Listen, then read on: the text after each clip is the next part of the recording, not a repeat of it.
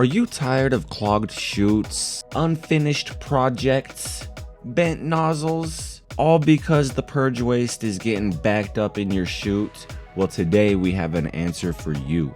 Okay, everybody, so today I'm going to be showing you guys how to effectively set up a trash block.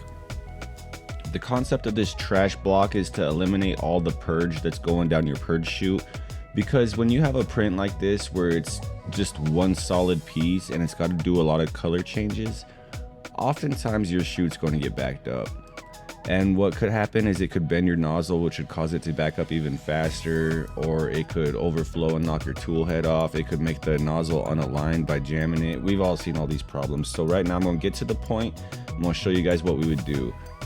So the very first thing, this isn't even close to being ready to be printed, but we're just going to pretend like it's finished, okay? So what we're going to do is we're going to add a cube primitive. And I usually just keep it by my purge block, okay? And I actually had AI walk me through this concept. And so it originally told me to do it 1.3, but I just do them 1.5 because one day I might want to repurpose these things for some reason. I don't know. Some of them are kind of cool looking, I'm not gonna lie. So we got our 1.5 by 1.5 block down here. And I'm gonna see how tall Snoop Dogg is here. He looks like he's 3.94 inches tall. So let's go ahead and just do that over here as well. So our trash block, whoops, we don't want it uniformed. We want it to be 1.5 by 1.5, and we want it to be the same height as our model, okay? So that's a pretty basic thing right there. That's all we did. Now, what we're gonna do is we're gonna right click it, and we're gonna go down here to flush options. And I don't like flushing into supports, personally. I think sometimes that causes your supports to break.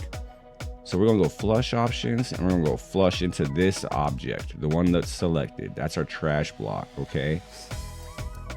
So now we have a purge block and we have a trash block, which is essentially another purge block, okay? The next thing we gotta do is go over here to our flushing volumes. We're gonna click that, and we're gonna drop this to 60%. So type in 0.6, okay? Then we're gonna go up here and hit recalculate and hit OK. Now, there's one more thing we got to do.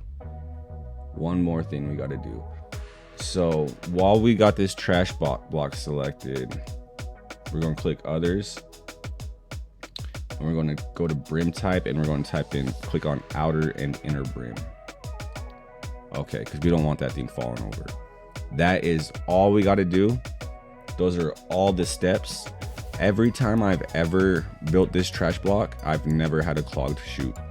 So give that a shot if you guys have been having issues with your chutes being clogged. And also give me a like if you can. Thank you.